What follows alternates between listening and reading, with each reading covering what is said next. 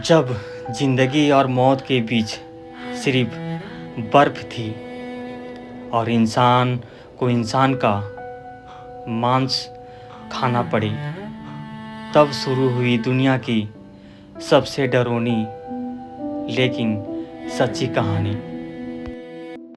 13 अक्टूबर 1972। एक साधारण दिन, एक साधारण फ्लाइट। लेकिन कोई नहीं जानता था कि ये उड़ान इतिहास का सबसे खौफनाक सर्वाइवल स्टोरी बनने वाली है।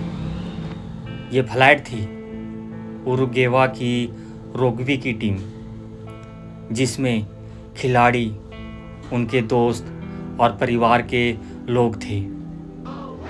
हंसी मजाक, मस्ती, गाने, सब कुछ बिल्कुल नॉर्मल था।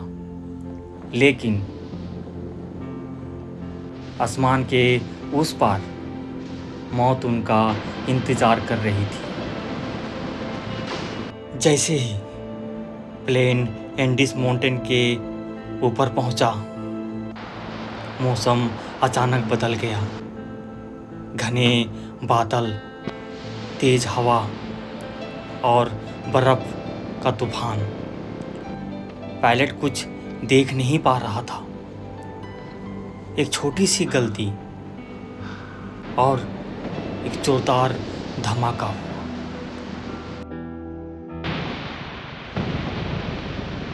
प्लेन सीधा पहाड़ से टकरा गया। टक्कर इतनी भयानक थी कि प्लेन के टुकड़े हो गए। कुछ लोग वहीं मर गए, कुछ घायल तड़प रहे थे, और जो बचे उनकी आंखों के सामने सिर्फ एक चीज थी, चारों तरफ बर्फ और मौत की खामोशी। जो बचे उन्होंने एक दूसरे को संभाला, घायल लोगों की मदद की, प्लेन के टुकड़े के हिस्से को शेल्टर बनाया। लेकिन सबसे बड़ी समस्या थी खाना और पानी। उनके पास सिर्फ कुछ चॉकलेट्स और थोड़ी सी वाइन थी, जो बस 2 से 3 दिन में ख़त्म हो गई। उन्होंने सोचा, रेस्क्यू टीम हमें ढूंढने आएगी। हर दिन, हर घंटे वो आसमान की तरफ देखते, लेकिन दिन गुजरते गए। फर्स्ट टाइम सर्च ऑपरेशन किया जाता है। हेलीकॉप्टर आते तो हैं, मगर नीचे बर्फ़ के सिवाय कुछ और दिखाई नहीं देता, और दूर से हेलीकॉप्टर उनको दिखाई देती है। सेकेंड टाइम फिर सर्च ऑपरेशन किया जाता है, मगर बर्फ़बारी इतनी हो रही थी कि पायलट को कुछ समझ नहीं आ रहा था। उस वजह से वो दोबारा से वो वापस चले जाते हैं और लोग वहीं पर खड़े रह जाते हैं। फिर एक दिन उन्होंने रेडियो पर सुना, सर्च ऑपरेशन बंद कर दिया गया है। अब उनके लिए दुनिया में कोई नहीं बचा था। भूख धीरे धीरे उन्हें मार रही थी। 10 दिन, 12 दिन कोई खाना नहीं। तब उन्होंने वो फैसला लिया जो इंसान कभी लेना नहीं चाहता, मरे हुए लोगों का मांस खाना। हाँ, अपने ही दोस्तों का, अपने ही लोगों का।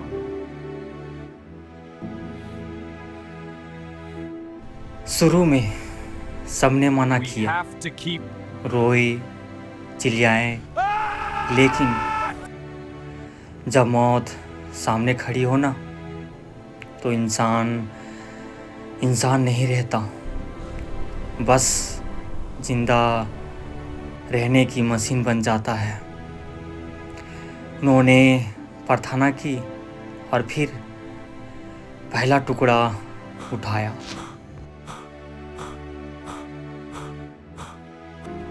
जैसे ही वो थोड़ा संभलने लगे, अचानक हिमस्खलन, बर्फ का पहाड़ उनके ऊपर गिर पड़ा और कई लोग मर गए। अब बचे हुए लोग और भी कम हो गए। अब 30 दिन हो चुके थे। ठंड, भूख, अकेलापन, सब कुछ उन्हें तोड़ रहा था।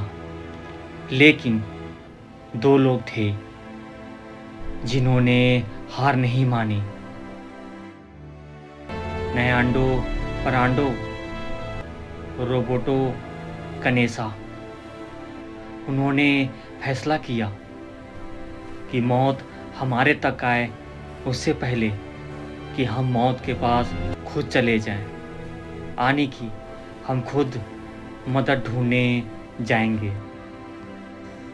बिना प्रॉपर कपड़े के, बिना खाना वो निकल पड़े एंडीज माउंटेन की तरफ। हर तरफ मौत के करीब जा रहे थे, लेकिन उनकी आंखों में सिर्फ एक सपना था, जिंदा घर लौटना। 10 दिन तक वो चलते रहे। बर्फ, ठंड, थकान, लेकिन उन्होंने हार नहीं मानी। और फिर दूर एक उन्हें इंसान दिखाई दिया। वो एक साइफर था। एक दूसरे की लैंग्वेज में भी परेशानी हो रही थी और दूर होने की वजह से आवाज़ साफ नहीं आ रहा था। इसलिए साइफर ने एक लेटर लिख के उनके पास फेंका और दोबारा वो लोग रिप्लाई में बताए कि हम जिंदा हैं, बाकी लोग भी हैं, हमारा प्लेन क्रैश हुआ था। साइफर ने तुरंत मदद भेजने के इशारे किया। 72 दिन हो चुके थे। रेस्क्यू टीम पहुंची, हेलीकॉप्टर आया। फर्स्ट राउंड में कुछ लोग गए और फिर दोबारा रेस्क्यू टीम पहुंची और जो बचे लोग थे वो दूसरी राउंड में चले गए।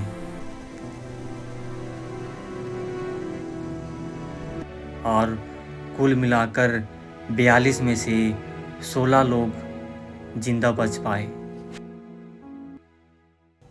जब दुनिया को पता चला कि उन्होंने सर्वाइवल करने के लिए क्या किया, तो सब शॉक्ड रह गए। लेकिन किसी ने उन्हें गलत नहीं कहा, क्योंकि वो जीना चाहते थे।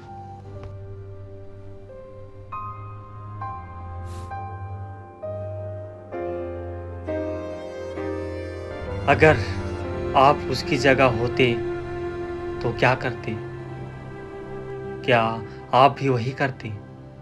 ये सिर्फ एक कहानी नहीं है, ये इंसान की सबसे बड़ी ताकत और सबसे बड़ी मजबूरी की कहानी है, जहाँ जीने के लिए इंसान को अपनी इंसानियत तक छोड़नी पड़ती है।